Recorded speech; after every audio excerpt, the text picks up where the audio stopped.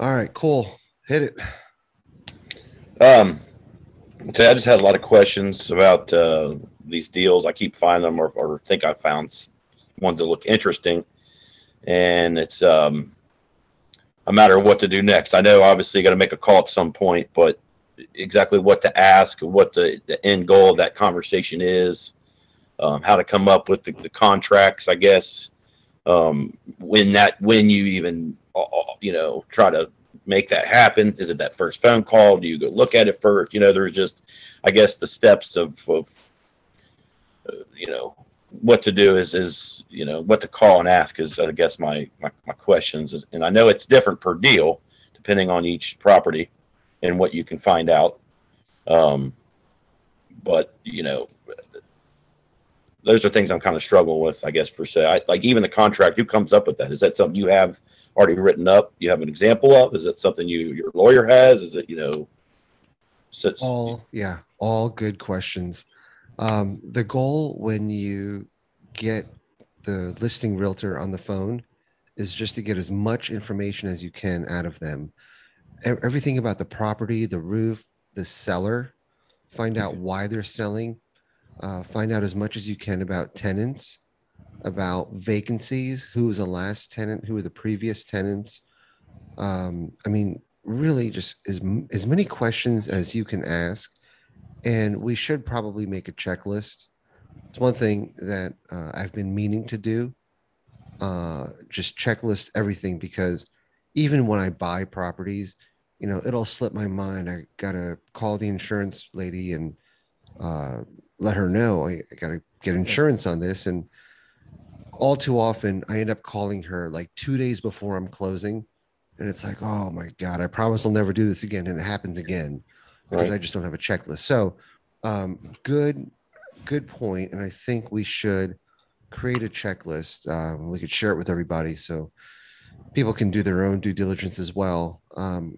So Yeah, I guess, we'll, just even the key points of the questions, like, well, okay, if you can see the roof's fine and they says all new roof put on a year ago, so that, then you can just kind of check that off your checklist. Obviously, that way you can kind of get a list of things, I guess, to ask, or that we need to know about the property before we call. And I guess, so it sounds like that first phone call is really just to get as much information about it as you can, and maybe even set something up to look at it. I mean, is that kind of how that goes, or depending on what you get from that conversation, you may not even want to go look at it, I guess. But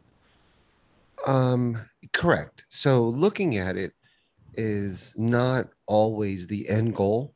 It's really just finding as much information as you can, right? okay, Um, and often, I mean, the numbers will speak for itself. yeah, So, can you see my Excel spreadsheet? I can. I'm still looking at you. All right, I thought I was sharing this. Ah, there we go. Share. All right, now you see it. Yep. Okay. So, due diligence questions. Let's just make this checklist.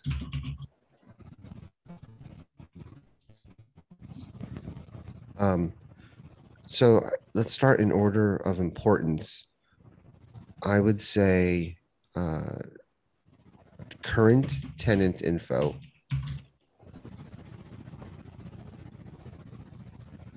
and that can include lease expirations. You always want to ask them to email you rent rolls, Okay. and rent rolls are just who's paying what rent. If they're more, um, if they've got their ducks in a row, they'll list not only who the tenant is, what rent they're paying, the lease start date, lease expiration date, any rent bumps that they have in there as well, right? Okay. So I'm assuming the broker that's listing these properties will have, I mean, most of this information available to them, or can get it for you. And that, because that's who you're going to be calling, right? That number on the Yeah. list. If it's listed by a professional commercial broker, then yeah, they typically will have that information. You'll be amazed how many times the response will be, "Oh, let me get that for you," and Yeah. they, put it on a piece of paper and take a picture of it and send it to you. You'll see all kinds of different, I understand. I kind of, okay. Okay. yeah. Again, the professional uh, brokers, you'll get everything you ask for, neat, tidy. It's these loose cannons that will send you stuff that you have to decipher, right? So current tenant info, lease expirations, rent rolls. I don't know if this is in the order of importance, but roof. Uh, Before you call, you're going to look at pictures of the roof. Yep. That'll give you some determination of whether it's in disrepair or not. And you can ask questions about the roof. When was the roof last replaced or serviced or coated? Um, Tenant info, lease expirations, rent rolls, roof, seller info. Why is the seller? Why are they selling? Right. Okay. Yep. Management info. Is this professionally managed or is the seller managing it? Is the seller out of state trying to remotely manage it? What other questions do we ask? Why am I drawing a blank? Well, probably because it's Sunday morning. Right. Yeah. No, sorry to just kind of No, throw that's this okay. on. It's been a long couple days and nights. Right. All right. So, uh, flexible. How flexible the seller is, right?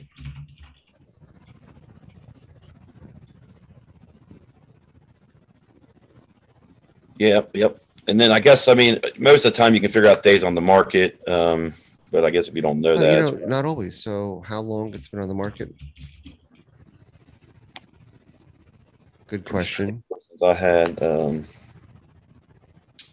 yeah, any known issues, I guess, obviously, right? I mean, that's kind of probably a good question. I mean, yeah. Okay, that's good.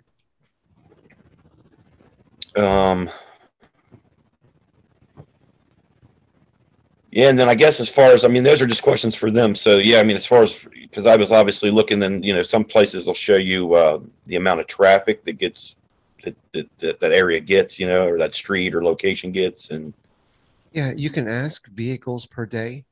You can yep, also look it up. okay, yeah, I figured that's probably more information that you could get on your own more than asking them, but Yeah, Aaron, we're gonna also add your story. And okay, that's yeah, you, good Aaron's point. story. When you call these brokers, I'm sure they get a lot of phone calls if the property is attractive, priced well. So I think if you give them a little bit of information about yourself, it will help them feel better about spending time speaking with you. Yep, Does that make sense? yeah, be personable, Uh, sell yourself a little yeah, bit, exactly. make Instead yourself of good. calling and just, hey, can I ask you some questions? Blah, blah, blah. Yep, Hey, my name's Aaron. My partner and I are looking to acquire additional commercial real estate. This property looks attractive. Can you tell me more? I would start with that and let them see how many of these questions they can knock out. Right. yep, good. So, so I'll email this to you, Okay, but let's make this a working document. okay. And And matter of as I go fact, through, yeah, I'll because I'm sure as I make these phone calls, and if there's other things that come up or questions that get asked, then we can add to this list. yeah, I'll make this a shared Google sheet Okay. so that we both have access to it and we can update it real time. So you All right. sent me a couple links, right? Yeah, the one I had kind of a more of a question about it because it said redevelopment, but it had two buildings and a parking lot already there. Okay. But I didn't know if it was like zoned to where you couldn't use it as is, like you almost had to redevelop it, because it was in a kind of a busy area of Delhi, and I don't know, it just seemed kind of low price. It just seemed a little off to me. I didn't know what it was. I didn't know if I fully understood the post for the second one. The first one I just happened to find because it was right across the street from one we happened to be looking at already, and it seemed like a pretty good deal because it was close to the same price, but it wasn't food, and it had multiple. Yep, that one, and it had multiple choices for rent. Instead of just one renter, you'd have 4 or 5 renters possibly. So, All right, let's take a look. We'll dive into this and and it got dropped by $100,000 in the last month. So how do you know that? Because it was listed for 495 and it dropped to 395. And it said motivated seller. If you go down, I sent you this link here, but I think I found it on another site. Um, or maybe I pulled it up on all the sites, but there is a link to one of these that brings up a PDF that lists motivated Okay. seller.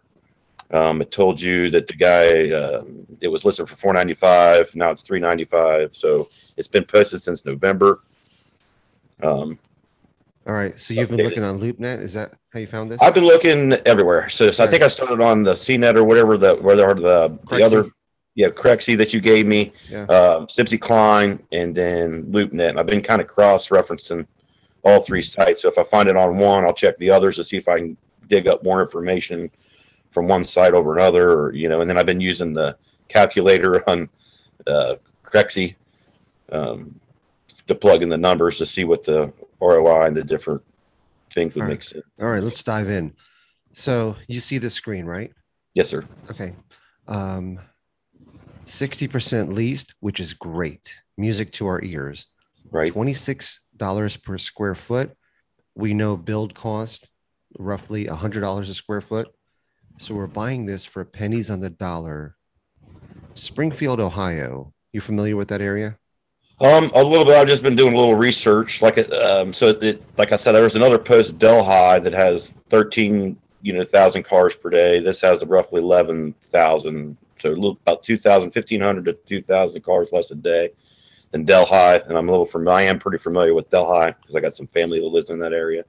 Okay. So I was kind of comparing the two. I know it's where it's at. It's kind of east of Dayton, south of Columbus. So it seemed like it might have been in a decent area. I know we looked yesterday at this area because of the other building we were looking at. So All right. So right off the yeah, bat, I like this. the only thing that scares me is right across the street's another strip mall, but it looks newer. Okay. And that should scare you a little bit. Yeah. We're right next to a Rally's. That's great. Okay. Right. Let's. And there's a gas station down the street, the other Okay. direction. So this fiberglass pool and spas, we know that with COVID, pools are just on fire. So their business is, I'm sure, doing well. We can look up and see how long they've been in business. I was going to do that. Yeah. That would help. Um, So if you look at the far left side, one of these pictures, if it's not on this particular website, on another one that's showing that is also available. So I think that tenant is either out of there or going out of there, or okay. or something. The one on the far end. So I think there may be the one on the right is the only one left, Okay. possibly. Potentially even better.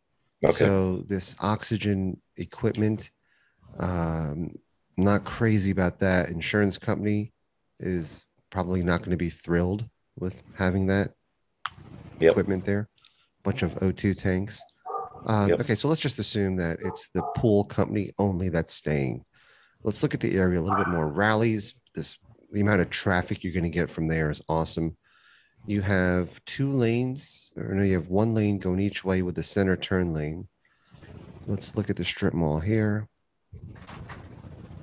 Yeah, so that strip mall is getting updated. It's been getting some updates to it. And the reason I know that is because the building next to it, I was reading the information for it on sale, and it said that the next door strip mall has been getting recently updated. So I know they've been updating that. That building there was also for sale, the one you're looking at. Yeah, so this was that Mexican restaurant that we looked at, right?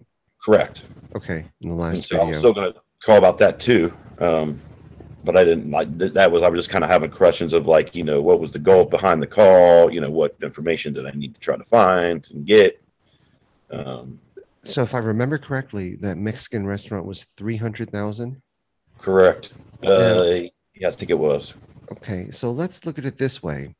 You can have one tenant that has to pay your mortgage of $3,000.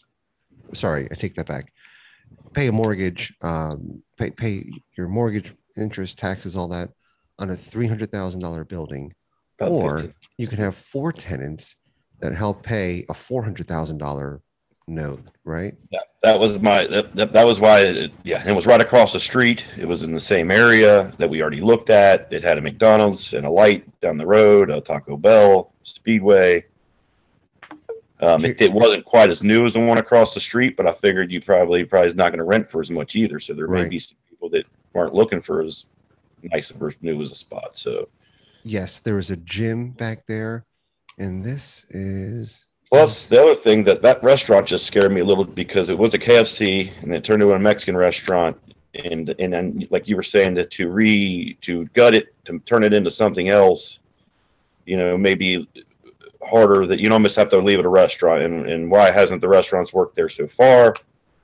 And in a strip mall, you have a lot more options of what you can put in there. And like you said, you get 4 rents compared to 1.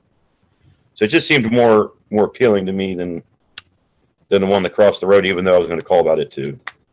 have you seen this? Is this closed? Abby's Mediterranean Cuisine? I have not, but funny story. I planned on I'm meeting up with some friends today up by Dayton, which is about 20 minutes from that area. So I was planning on just probably stopping in there today and taking a look around. So It's permanently closed. So this is not boding well for this area. This would have to be a drive-by. You want to really feel the pulse of this area. I yep, don't know what that is back there, just industrial warehouse. This is not a good sign. 2 closed restaurants. that's what scared me. The restaurants are that's why that yeah I know and it was like I said KFC couldn't make it there, and then you have a Mexican restaurant that couldn't make it there, and it's just But McDonald's is there. That's a good sign. it's a lot. Yeah, and there's a Taco Bell, and there's like you said, there's still rallies, which to me seems like a pretty good sign. But yeah, I don't know. Like you said, I'm just not so sure about the area. It's right off of 68 and 40, but Yeah. it's on the other side of 68 from Springfield. So, but it still gets like I said about 12,000 cars per day. And it seemed pretty easily accessible. But yeah, like I said, I'm gonna be up in the area today, so I'm gonna drive by and take a look at it just to kind of get a pulse, like you said, a feel. Yeah, Aaron, look at this. It looks like this BP gas station is closed. This Hunan house is closed. Yeah, I wonder what's There, going on. And where's this? Just right down the street? yeah, it's at that major intersection past the McDonald's. Okay. And then here's the ultimate JC Penney anchored strip mall. JC Penney is obviously bankrupt. So these strip malls, you'll see a lot of these that are anchored by JC Penney. One by one, the stores next to them are going to start closing Yep. because in this case, there's a CVS, which CVS and a dental place, they could be destinations to some extent, but their sales are definitely going to be hurt from the JC Penney closing. What happens is, especially with an anchor like JC Penney, I've seen a lot of times where there's a hobby store, an insurance place, some kind of finance place, and cell phone store place. And a lot of those are secondary thoughts for people. So what happens is you're going to JC Penney and you're like, "Oh, listen, I'm already here. Let me check out this hobby store." You probably have no intentions of ever going to a hobby store, but because it's there, nice day, your car's not too far, we'll go check it out. But Yep. without that anchor, a lot of times that hobby store is not going to exist. They're not going to have enough traffic. Traffic. Yep. I agree. They have to now become a destination versus a secondary thought. I'm not Understood. thrilled with this area. Rural King, obviously a destination. And I wonder what's going on. I wonder, because it's between Columbus. It's not too far from Columbus, which just seems like it's a pretty hot market right now. And it's like I don't, I'm just wondering what. I don't know. It seems it's right off the highway, but it is on the other side of 68, which, if you look at the map from Springfield, but so I'm thinking, well, maybe it's not getting as much traffic, but with 12,000 cars per day, I'm thinking, I don't know. It just seems weird to me. I don't know what's going on with the area. 12,000 cars per day is not a lot. No, but I mean, it's like I said, it's comparative to Delhi, Okay. strip of Delhi, which is, I mean, it's not, I mean, somewhat busy. Yeah. So Springfield, historically, not much has happened in that town. They've had a fair amount of crime. It's not a very attractive place. And Yeah, if you look at this, you're on the outskirts that's what I of said. It's on the Springfield. other side of 68. You're not even in the city, kind of. You're kind of on Yeah. the other side, which, If you were closer to 70, I would like it. yeah, Um, if I didn't know more about Springfield, I'd be a little bit more interested in this. But again, let's look at this where the Walmart is. Okay, listen, here's where everyone's going, and here's why this area back here is dying. uh, The mall's closed, so nobody's going there, right? A rural king got some cheap land, maybe not. Um, yeah, I mean, this is yeah. There's an Applebee's. That area where you're at, if you zoom out even a little more, is pretty hot. Like you said, there's an Applebee's over there. There's all kinds of stuff. yeah, It's like dude, Chuck E. McDonald's, Cheese. I mean, when's the last time you saw a remodeled Chuck E. Cheese? They don't exist. right? They're just end of life type Yeah, they stores. are. Roller skating rink. When's the last time you saw a new one or a nice one that's remodeled? These are all just leftover from the 70s that people Mhm. are, again, end of life. So this McDonald's is the only thing in this area. So that strip mall is going to be a huge challenge. Even though it's 4 units, I would steer clear of it. And again, look at this. So Red Lobster, Bob Evans, Applebee's, Planet Fitness, Meyer, Yeah, I know. everybody's coming here. It's Raising right on the other Cane's. side. Yeah, this is where everyone's going. Wine store, Kroger. Dude, this And see, is it's the on the Home other side of Depot. 68. See 68 there? Yeah, Yep. And then we're on the other side where everybody's leaving. They're all going yeah, toward the city on the inside of 68, not the yeah. east or west side. Yeah, it's a shame because the numbers may work on that. Um, If you can get tenants, correct, but correct. who's going to go there if they can't get any business? So, I mean, Yeah, that's a shame. I like the building. I like that it's mostly vacant. I like and that it there's dropped a $100,000 in the last month, which was like, whoo, you know what I mean? It seemed like, 100 grand's a lot of money to drop on a $400,000, $500,000 building, so. yeah. I would still call Aaron and find out how desperate they are if they just want to dump it. I'm If thinking they said very motivated sellers, so I was thinking the same thing. I mean, what are they? How motivated? You know, yeah.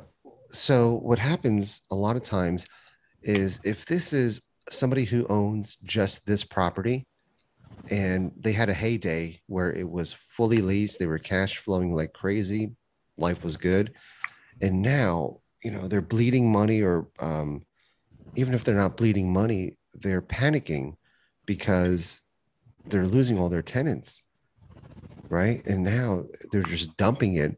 If you're selling when your strip is mostly vacant, you are desperate yeah, because you never want to do that, right? You're getting bottom dollar versus having fresh new leases signed and you're getting top dollar, right? Call, make them a stupid offer. I mean, ask ask if they would entertain like 200 grand. yeah. Worth a Because I mean, call. you're right. Because all the other places are shutting down around there. I think they are getting scared. I think all those other places are trying to sell. Like you said, everything's moving over to the east side of 68. Their tenants are probably moving out. That one on the left looks like it has moved out or is about to, because in one of the images or sites it showed that they were out too. Yeah. So So yeah, for sure. Call and let them know you're a value add investor and see if they'll take something stupid, right? And don't throw the number out there, but just say, listen, if I make you a stupid low offer, what are the chances it's going to hit? And let the broker know that you are a value add investor. So if they have other opportunities, please keep your name on file, right? yeah, good So idea. Good thinking. I think Nice that, network right out of it. yeah, I think that one ends the Yep. due diligence. I so to agree, and speak, on probably that with the one. restaurant as well. I guess those two that I needed to work on, I guess, are done. Okay. Now, and then this one, this is the one I kind of really had more questions about. It just seems kind of weird to me. There's two buildings, a big parking lot. It's right at the end of all these busy places on Delhi with all these restaurants. But it said site located in the east of Green redevelopment zone. So I don't know if there's a redevelopment zone and this is just outside of it, or if this is in the, and you have to redevelop this land. I was kind of confused on exactly what it was. It seemed pretty reasonable for what it was, for where it is. If, I don't know. At least something to look into. Okay. But I'm just not sure I even understood what I was looking at, I guess. All right. There's a lot of national tenants up and down this area. Let's find out Yeah. where this exactly is. Yeah, this is right on the strip of Delhi, I believe. My aunt and uncle live right down the street from here. I used to walk around this as a kid, this area. It's kind of like a Beachmont Avenue-ish, kind of, maybe not quite as busy, but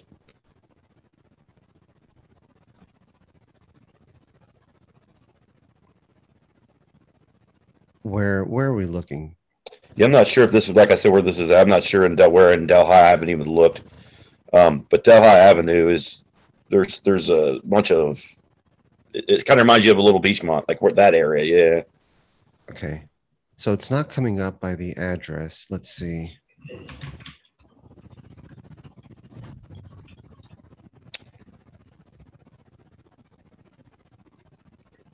Yeah, I have not looked into this one that much yet. Like I said, this one I just saw. I really had more questions about it than anything. Just the redevelopment thing was kind of throwing me. Like I said, like all the national tenants being there, the two buildings and a parking lot. Something just seemed off about it to me.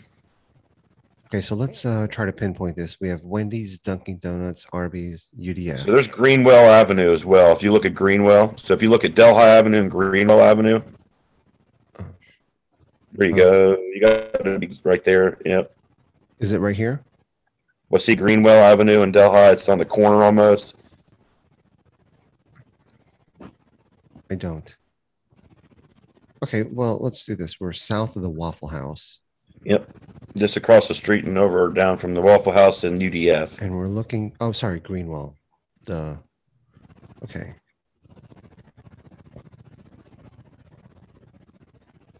So here's Greenwell. Going back.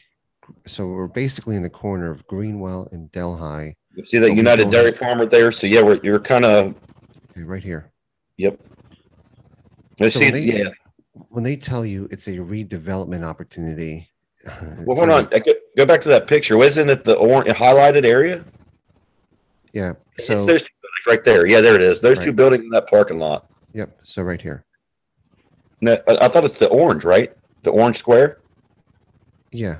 It's highlighted, which is these two buildings here in this parking lot. Yeah, that one there. Yeah, okay. Right. Those two. Yep. Yep. Well, so okay, so let's yeah, there's a fair amount of development here. Which way is it going to go? Delhi Pike is the heavily trafficked road. So it's Yep. going to go east and west.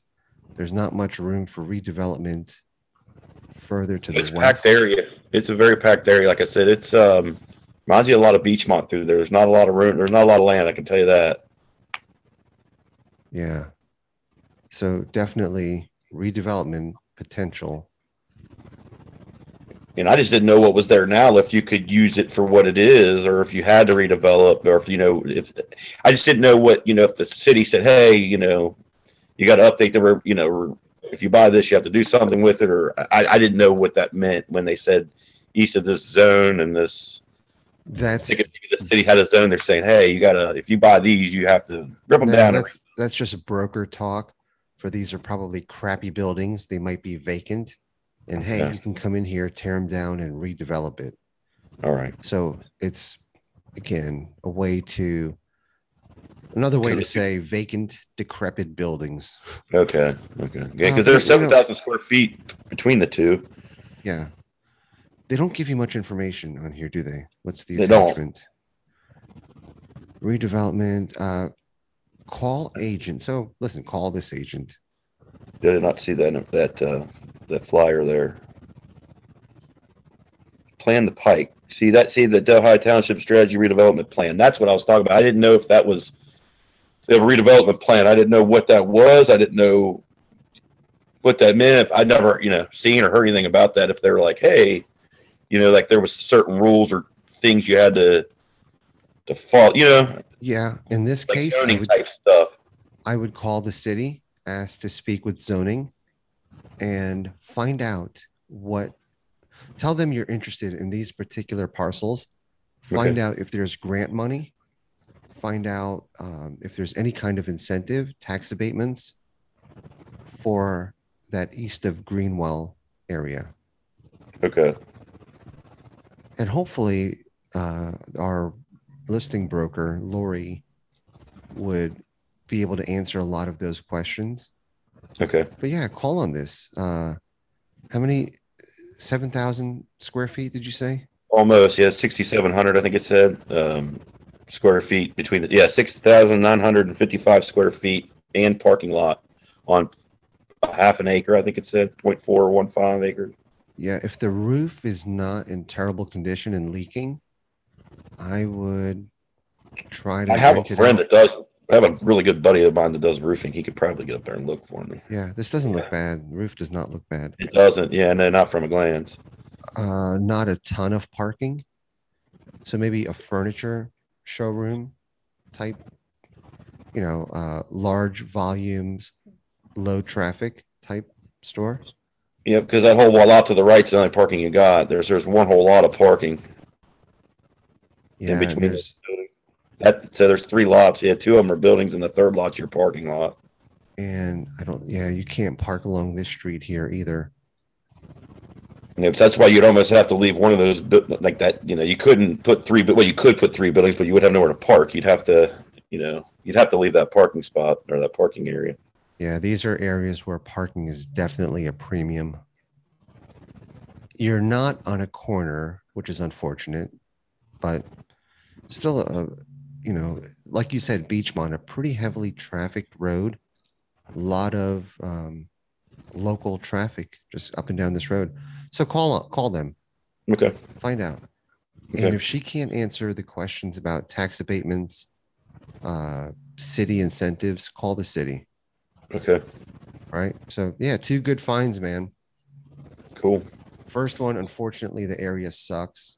So we'll just And call, like you said, see if there's any way. Maybe if how bad is he willing to set? I mean, what's he? Can we make him a reasonable, ridiculous offer, I should say, and get him to?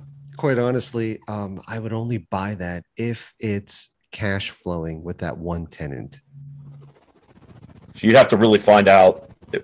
So I think I would start with finding more about that tenant and maybe calling them and seeing how long how long they've been there, how long they plan, how long they plan on being, if things are going good. Because that would tell us a lot more, what they're paying a monthly rent. I mean, if we Right. could find that out alone, we would, you could know, then you would know your number. Hey, I'd have to come in under this to get that guy to cash flow for me alone. You got it. Yeah. So Right. the only way I would buy that is, again, if that one tenant would pay for most of your nut on that property, Gotcha. right? Gotcha. And then, again, maybe a CPA firm, some Something kind that of doesn't have to have the service. traffic necessarily. That's more of a service. Doesn't need that overflow of a reason somebody would drive over there. Yeah.